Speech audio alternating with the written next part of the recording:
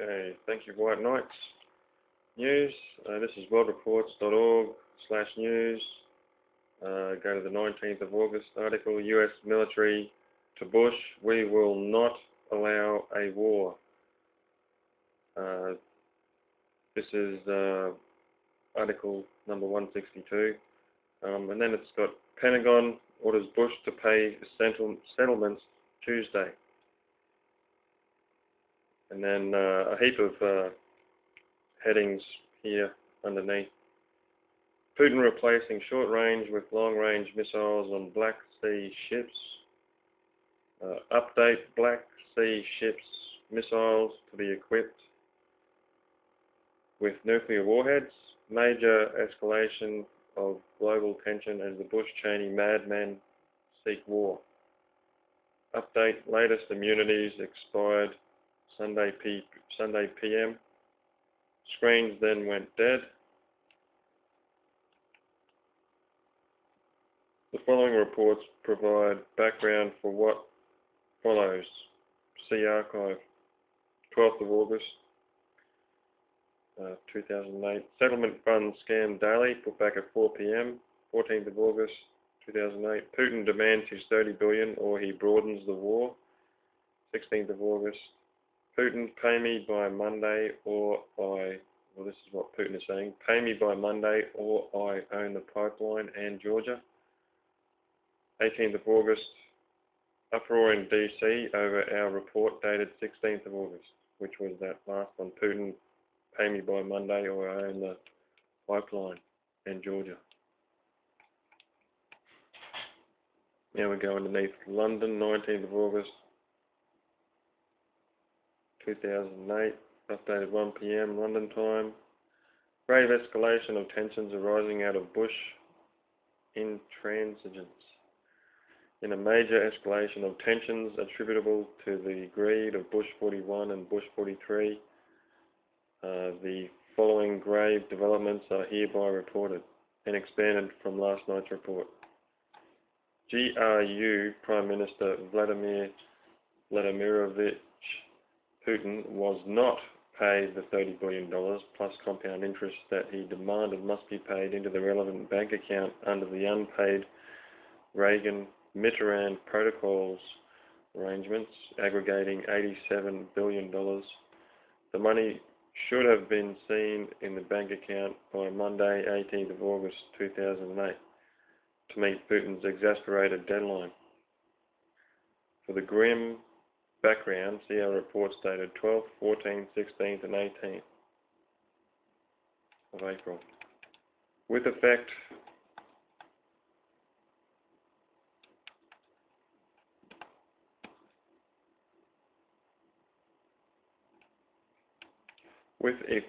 from 12 noon Moscow time, Putin ordered all Russian naval vessels in the Black Sea area to be re-equipped with long-range missiles, by which is meant here that the short-range missiles on the ships are being replaced by long-range missiles as we speak.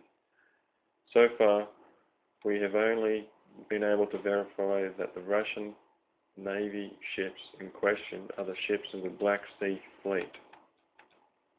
Overnight, we learned that the Russian authorities have announced that the Black Sea Fleet is to be equipped with nuclear warheads. It is not yet evident whether this announcement forms part of what we report above. We think not. At all events, American sources are separately stated to have described this assertion and the Soviets' threat to place Polish cities on Russia's nuclear target list as empty rhetoric. This is callous stupidity. When a country which has the capacity to carry out a threat issues a threat, the accompanying rhetoric must not be dismissed as bluff.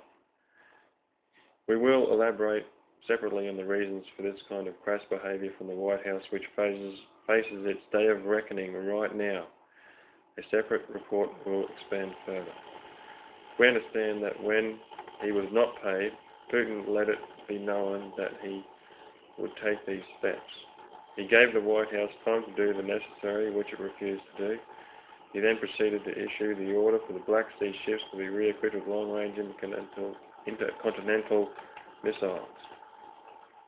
We separately understand that Bush 41 and 43 have indicated their preference for war rather than making any payments whatsoever. In response to this stance, we have been advised that the Pentagon has informed President Bush and his demonic father that the U.S. military will not allow a war over the money that he and his criminalist associates have stolen. Therefore, the U.S. military have signaled to the White House that they will adhere to their oath of office and will disobey any instructions from the Commander-in-Chief to go to war. The Pentagon has further demanded that President Bush must release the global settlement funds on Tuesday, the 19th of August 2008, including, of course, the $87 billion demanded by Mr. V. Putin, to which he is entitled under the Reagan-Mitterrand Protocols, taking proper account of the compound interest. Very sharp language was used. Bush 41, the most wanted and dangerous criminal in the world, again stated on 18th of August that the money belongs to me and I will not release it. He's a private citizen. The U.S. military now face the following situation, since they have told the President in so many words that they will disobey any orders that the President may issue to start war with Russia in order to obfuscate and cover up his own criminality.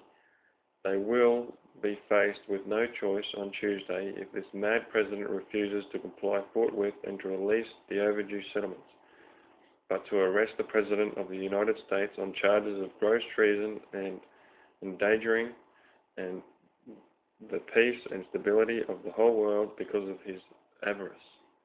Fact: the U.S. military have all taken a constitutional oath to uphold, defend, and preserve the Constitution of the United States.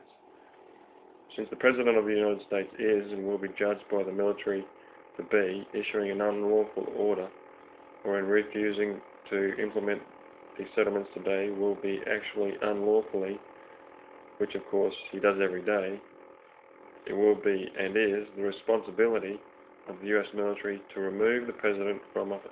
Likewise, if the Vice President of the United States persists, along with Paulson, Bernanke, Cohen, and Greenspan, see forthcoming report, in frustrating the settlements through fraudulent operations as they are still currently doing, these operatives will need to be removed as well, but the military will concentrate on the White House.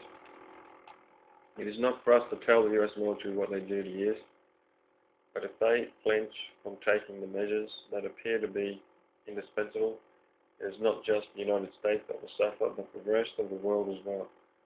Since we form part of the rest of the world, we are entitled to urge the U.S. military to cease and desist from their reckless cowardice in the face of these endless provocations by the White House, and to do what may need to be done for the sake of the whole of humanity.